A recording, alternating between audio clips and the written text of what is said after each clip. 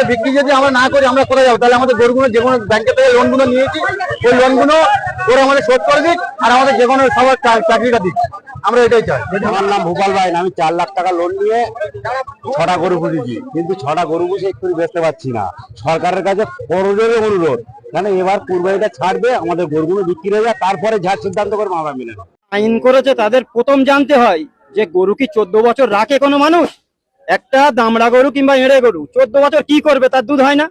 সেটা তো বুঝতে হবে। যদি গাই গরু হয়, কিছু মানুষ 8 বছর 9 বছর রাখে, ওর ওপরে রাখে না। খাটাল গুলোতে 3 বছর 4 বছর পুষে তাই 4 লাখ 5 লাখ টাকা খরচা, 5 লাখ টাকা বিক্রি হতে পারে না। আর তুমি বলছো 14 বছরের গরু। পুরো এই হাটটাই ঘুরে দেখো, একটা 14 বছরের আধার কার্ড সমেত গরু দেখাক, শুভেন্দু অধিকারী দেখাক, এসে দেখুন হাটে, একটু আমি দেখাবো প্রত্যেকটা গরু দেখুক যে এখানে সত্যি 14 বছরের গরু কোনটা রয়েছে। একটা গরু যদি 14 বছর দেখাতে পারে, 14 বছরের আইন হবে। কোন গরুটা কিন্তু 14 বছরে আছে দেখাক তো। এই গরুটা কি 14 বছর? এটা 14 বছর হবে? সব থেকে বড় গরু হায়েস্ট 3 বছর 4 বছর। কি করে বলো 14 বছর? জানে না। সব থেকে বড় গরু ওখানে দেখুন, ওটা 4 বছর 4.5 বছর বয়স। কি করে 14 বছর হয়? 4.5 বছরের গরু, তাই 1.5 লাখ টাকা 2 লাখ টাকা খরচা। এই গরুটা 4 থেকে 4.5 বছর খরচা। প্রত্যেকদিন 500 টাকা করে একটা মানুষের খরচা রয়েছে গরুর প্রতি। তাহলে এই গরুটা 4.5 বছর রেখে এত টাকা খরচা করে 14 বছর করলে, আবারও বলছি 15,03,000 টাকা খরচা করতে হবে একটা গরুর পিছনে। কত টাকা দেবে একটা গরু? 15 লক্ষ টাকা গরু বিক্রি হয়? শুভেন্দু অধিকারী থেকে শুরু করে সকলে বড় বড় ভাষণ দিচ্ছে, সাধারণ গরু ব্যবসায়ীর সঙ্গে কথা বলেছে, তাদের তো ডাকতে পারতো যে তোমরা এসে আগে তোমাদের কাছে শুনি। না শুনে আজাম হয়ে যে একটা করে নিয়ম করে দেবে, সাধারণ মানুষগুলো বারংবার প্রবলেমে পড়বে। গোমাতাকে পারা যাবে না, তাহলে বিহারে তো ফ্রি গরু দিতে পারতো মোদি।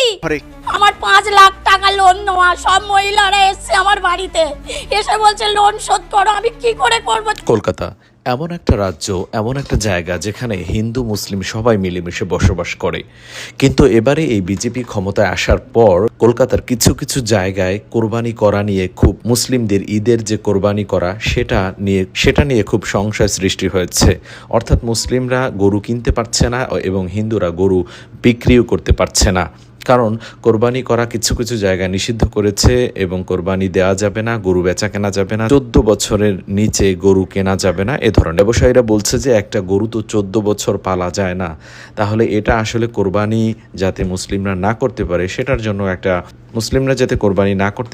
জন্য একটা পায়তারা খুঁজছে, এটা বলছে কলকাতার অনেক স্থানীয় লোকেরা বলছে। কিছু কিছু জায়গায় কোরবানি করা নিয়ে অনেক কথা হচ্ছে এবং মুসলিমরা অনেক জায়গা থেকেই গরু এখন কিনছে না, হিন্দুদের কাছ থেকেও কিনছে না, টোটাল তারা কিনছে না। তারা বলছে যে দরকার হয় এবছর কোরবানি করবে না, তারা কোরবানি ওখানে করবে না।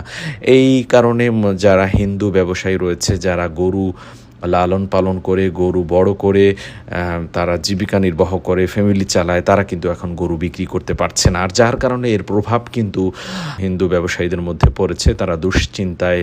আর পশ্চিমবঙ্গের বহু হিন্দু খামারি ও ব্যবসায়ী কোরবানি বা ঈদের মৌসুমে গবাদি পশু, গরু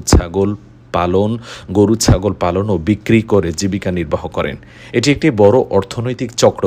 পরিবহনে কড়াকড়ি বা কোনো কারণে কেনা বেচায় বাধা এলে স্বাভাবিকভাবেই সেই সাধারণ খামারি ও ব্যবসায়ীরা, যাদের মধ্যে হিন্দু মুসলিম উভয় সম্প্রদায়ের মানুষই আছেন, আর্থিক ক্ষতির মুখে পড়েন এবং চিন্তিত হয়ে পড়েন।